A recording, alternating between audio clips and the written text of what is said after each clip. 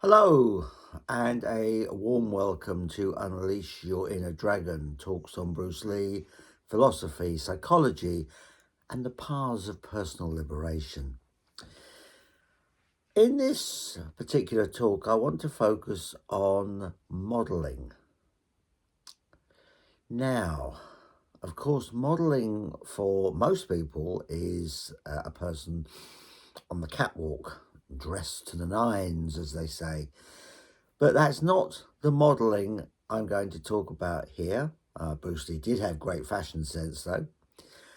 Very stylish man. However, the modelling I'm going to be talking about here is a concept that is to be found in the field of neuro-linguistic programming, or NLP, something I have been involved with since 1986.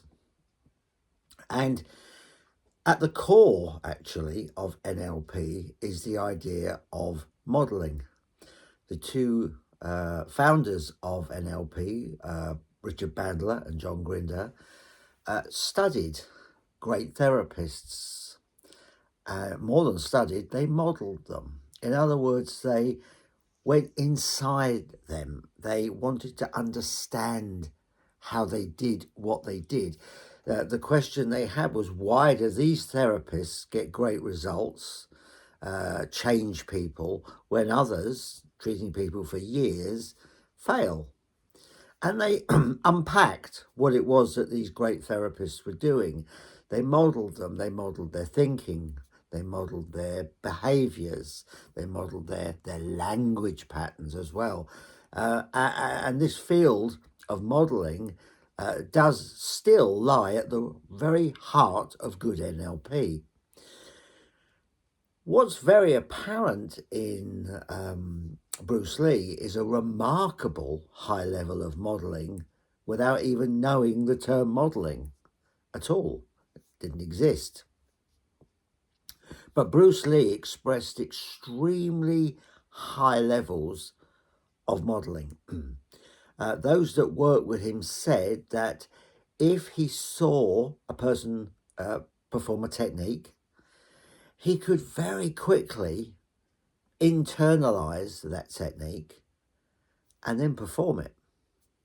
He could very, very rapidly take on a punch, a kick. A great example being the nunchakus that Dan Inosanto showed him. Within a very short space of time, Bruce was using the nunchakus better than Dan.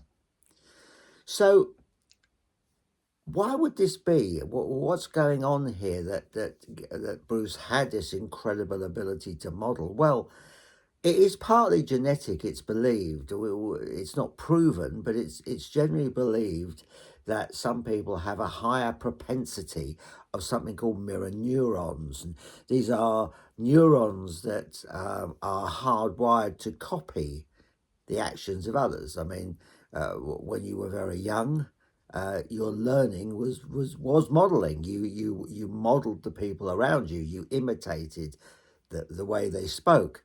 Hence, if somebody comes from a certain part of a country with an accent, then that accent gets passed on because the child models that accent. So it's thought that the great modelers have more mirror neurons. However, we can all learn via modeling. When you go to a conventional martial arts class, in my experience, you simply are part of that class. The teacher does a move, shows you a move, you do that move, and that's how the learning process, as it is, works. However, a much more profound way to learn, to incorporate a skill into your being, is to model, is to watch. When I, for example, decided to become a dog trainer or behaviorist, one of the people that I decided to model was Cesar Millan. I modeled it right down to the actual ch that he does, the sound, the finger movements. When you watch Caesar, he does a very specific movement. That's what I do. I do that exact movement. Of course, I've modelled Bruce. Now, that doesn't mean it gives me Bruce's talents. It doesn't mean it gives me Bruce's speed. It doesn't mean it gives me his ability. However, it does give me an inner way to tap into his skill and ability and to have as much of it as is possible for me.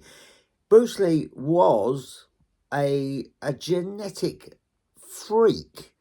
Those that worked with him said the speed and the power was off the scale. Jim Kelly, famous for being in Enter the Dragon, where Bruce says he was unbelievable. So modelling someone won't necessarily give you their level. If they're at 10, or as Bruce was, in my opinion, 11, you're not going to get that. But it will enhance your performance very, very much. It will enhance the speed at which you learn. It will give you a much more rapid way to have those skills at your command. Thank you for watching. Bye-bye.